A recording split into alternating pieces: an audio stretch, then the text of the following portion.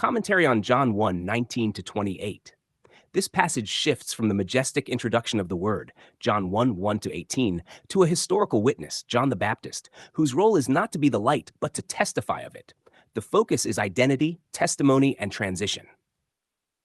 Verses 19 to 20. The question of identity. The religious authorities from Jerusalem, priests and Levites, come with a formal inquiry. Who are you? This is not casual curiosity. It reflects institutional concern. There was an expectation in Israel that significant prophetic or messianic figures would arise, and John's influence had clearly stirred attention. John's response is immediate and emphatic. He confesses and does not deny. He refuses any misplaced elevation. His denial, I am not the Christ, establishes a critical boundary. The spotlight is not his to hold. This moment highlights a central theme. Revelation does not originate from human identity, but from divine fulfillment. John stands as a witness, not the substance. Verses 21 to 22. Misplaced expectations. They continue probing. Are you Elijah? And are you the prophet?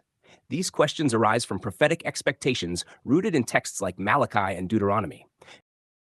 No to both, not because he lacks prophetic significance, but because their expectations are shaped by a literal and nationalistic framework. They are looking for recognizable categories, but what is unfolding transcends those categories. Their insistence, who are you, reveals a system trying to interpret divine movement through old lenses. They need a report to take back, but they cannot yet perceive the nature of what God is doing. Verse 23. The voice in the wilderness. John identifies himself using Isaiah's prophecy. I am the voice of one crying in the wilderness. Make straight the way of the Lord.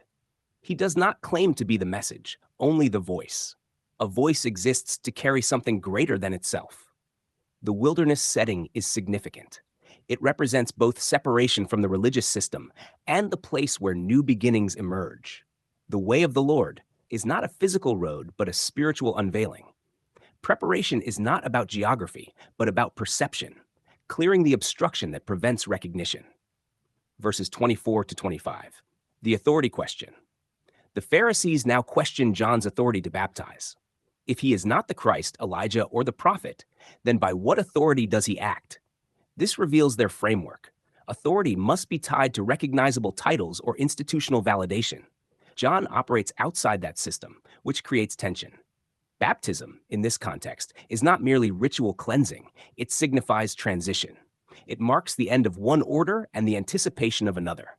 The leaders sense the disruption but cannot yet interpret its meaning. Verses 26 to 27. The hidden presence. John answers with remarkable clarity. I baptize with water, but among you stands one whom you do not know. This is the turning point. The one they are searching for is already present, yet unrecognized. Their lack of awareness is not due to absence, but perception. John contrasts his role with the one coming after him, yet who is actually before him. This paradox reveals preeminence. The one to come is not bound by sequence, but exists in a higher order.